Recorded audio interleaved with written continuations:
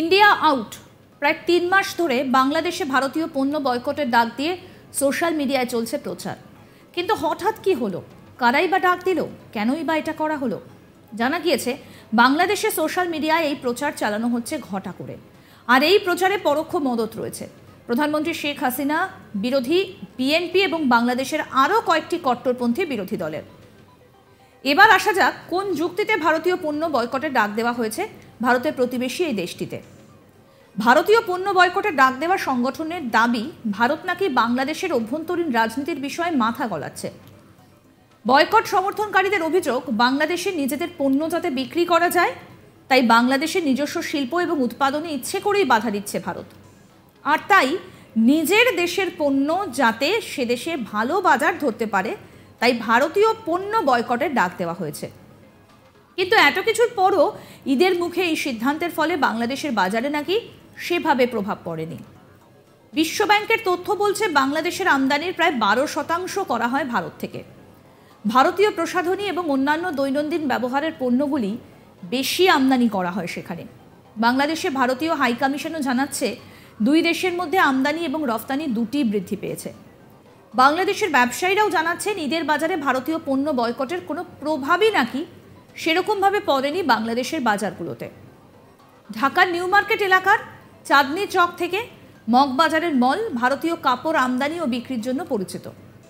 এই বাজারের ব্যবসায়ীরা জানাচ্ছেন তাদের ব্যবসা বয়কট ইন্ডিয়া প্রচারের দ্বারা মোটেও প্রভাবিত হননি।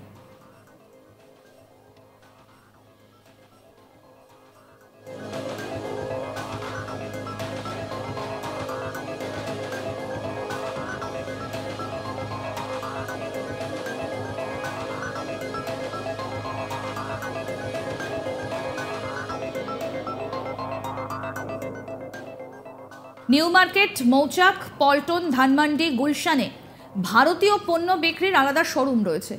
এইরকম একটি দোকানের মালিক বেলায়েত হোসেন বলেন, মানুষ আগের মতোই ভারতীয় পণ্য কিনছে। আগেও ভারতীয় প্রসাধনী এবং অন্য জিনিসের চাহিদা ছিল। এবারের ঈদেও আমরা আগের মতোই চাহিদা দেখছি। তবে আমদানিতে এই বয়কটের ফলে কোনো প্রভাব পড়েনি বলে জানা গিয়েছে।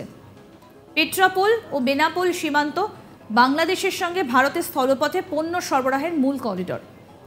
সেখানে ক্লিয়ারিং অ্যান্ড ফরওয়ার্ডিং এজেন্টরাও আগের মতোই বাণিজ্য চলছে বলে জানিয়েছেন। তারা জানান ওই এলাকা দিয়ে 3 মাস আগে প্রতিদিন 300 থেকে 350টি ট্রাক বাংলাদেশে প্রবেশ করত, আর ঈদের আগে সংখ্যাটা 400 ছাড়িয়ে গিয়েছে। যদিও এই ইন্ডিয়া বয়কটের ডাক দেওয়া নিয়ে শাসক আওয়ামী লীগের সঙ্গে বিরোধী বিএনপি এবং অন্যদের বিরোধ সামনে এসেছে, কারণ হাসিনা সরকার কখনোই ভারতের সঙ্গে বাণিজ্যিক সম্পর্কে প্রভাব পড়ে এমন কাজকে সমর্থন করে না। সম্প্রতি নতুন করে নির্বাচনে জিতে ক্ষমতায় বসার পর ভারতের সঙ্গে সম্পর্ককে আরও মজবুত করার বার্তাই দিয়েছিলেন প্রধানমন্ত্রী শেখ হাসিনা।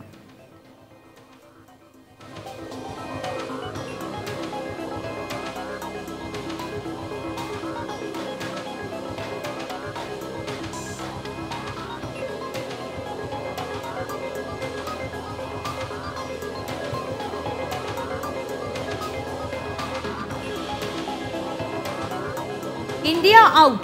প্রায় 3 মাস ধরে বাংলাদেশে ভারতীয় পণ্য বয়কটের ডাক দিয়ে সোশ্যাল মিডিয়ায় চলছে প্রচার। কিন্তু হঠাৎ কি হলো? কারাই বা ডাক দিল? আর কেনই বা এটা করা হলো? জানা গিয়েছে বাংলাদেশের সোশ্যাল মিডিয়ায় এই প্রচার চালানো হচ্ছে ঘটা করে। আর এই প্রচারে পরোক্ষে মদত রয়েছে প্রধানমন্ত্রী শেখ হাসিনা বিরোধী বিএনপি এবং বাংলাদেশের আরও কয়েকটি কট্টরপন্থী বিরোধী দলের। এবার আসা যাক যে কোন যুক্তিতে ভারতীয় পণ্য বয়কটের ডাক দেওয়া হয়েছে। ভারতীয় পণ্য বয়কটের ডাক দেওয়া সংগঠনের দাবি, ভারত নাকি বাংলাদেশের অভ্যন্তরীণ রাজনীতির বিষয়ে মাথা গলাচ্ছে। বয়কট সমর্থনকারীদের অভিযোগ, বাংলাদেশে নিজেদের পণ্য যাতে বিক্রি করা হয় তাই বাংলাদেশের নিজস্ব শিল্প এবং উৎপাদনে ইচ্ছে করে বাধা দিচ্ছে ভারত। আর তাই নিজের দেশের পণ্য যাতে সে দেশে ভালো বাজার ধরতে পারে তাই ভারতীয় পণ্য বয়কটের ডাক দেওয়া হয়েছে। কিন্তু এত কিছুর পরও ঈদের মুখে এই সিদ্ধান্তের ফলে বাংলাদেশের বাজারে নাকি সেভাবে প্রভাব পড়েনি। বিশ্বব্যাংকের তথ্য বলছে বাংলাদেশের আমদানির প্রায় 12% করা হয় ভারত থেকে।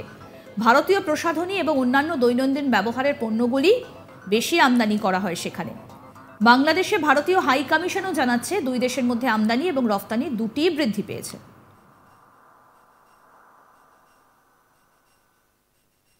আরও আপডেট পেতে দেখতে থাকুন আজ তাক বাংলার ইউটিউব চ্যানেল, সাবস্ক্রাইব করুন।